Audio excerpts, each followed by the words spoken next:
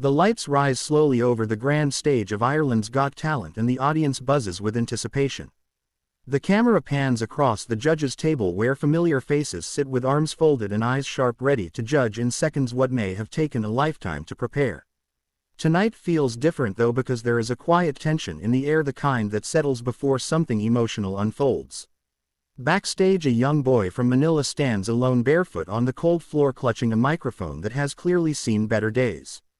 His clothes are worn, his shoulders slightly hunched, not from weakness but from years of carrying responsibility far too early. He takes a deep breath when his name is called and walks out into the light, blinking as the crowd comes into focus. The judges smile politely, but their posture already shows doubt. He introduces himself softly, explaining he traveled far and sings to help his family survive. A judge nods, another glances sideways, unconvinced. The music begins and his first note shakes, not because he cannot sing but because fear grips his chest. Within seconds a loud buzzer echoes across the hall, slicing through the air like a blade. The boy flinches but does not stop. The audience murmurs, shocked by how quickly judgment was passed. The judges lean back, some already preparing comments. But something changes. The boy closes his eyes and sings with everything he has left. His voice cracks, then rises, filled with pain, hope and hunger for a chance. The lyrics tell a story of nights without food and dreams whispered into darkness. Slowly the room quiets. One judge straightens forward, another places a hand over her mouth. The camera catches a tear forming as the sound fills the hall, raw and honest. By the time the song ends, the boy is shaking but standing tall.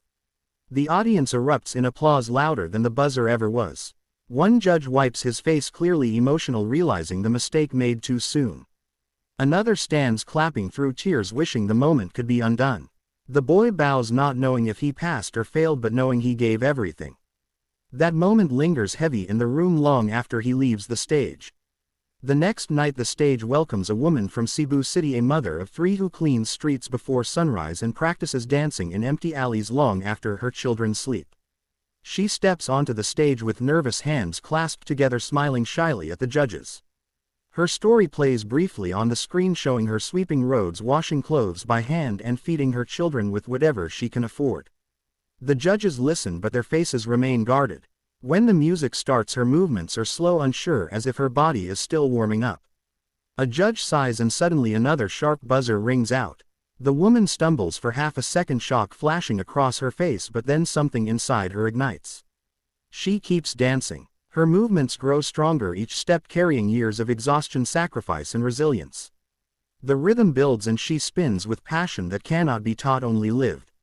The audience begins to clap along, sensing something real unfolding. The judges watch in disbelief as the performance transforms. One judge leans forward, eyes glistening, another shakes his head in regret. Tears roll freely now as they see the full picture, not just a shaky beginning but a powerful story. When the music stops, the woman stands breathing hard, eyes closed, bracing for judgment. Instead she hears thunderous applause. One judge stands immediately, apologizing with tears streaming down his face, admitting he judged too quickly. Another presses the buzzer again in frustration, wishing it could erase the earlier sound. The woman covers her mouth, crying not from sadness but relief and validation. In that moment the stage becomes more than a competition, it becomes a place where dignity is restored. Later the spotlight falls on a teenage girl from Davao holding a violin pieced together with tape and care. She looks small under the bright lights, her fingers trembling as she introduces herself, barely above a whisper. She explains she learned to play from watching videos and practicing after school while helping her parents earn a living. The judges exchange looks, already skeptical. As she begins, the first notes come out rough, uneven and unsure. Almost immediately a buzzer sounds loud and final. The girl flinches but keeps playing.